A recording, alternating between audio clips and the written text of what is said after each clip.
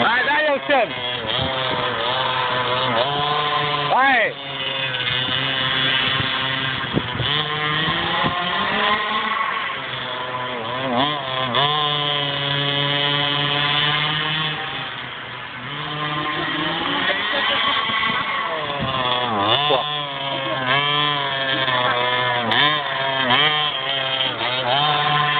Não, não, já não tenho.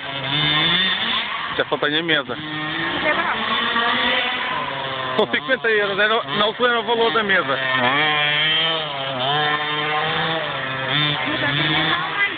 Sim.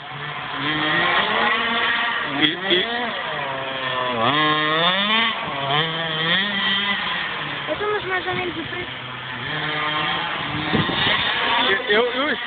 Eu ainda não disse o preço, porque não o tenho à venda, percebes? Ainda não tenho.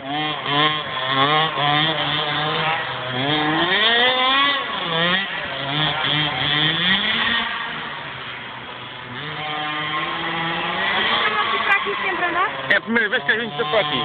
É a primeira vez, é.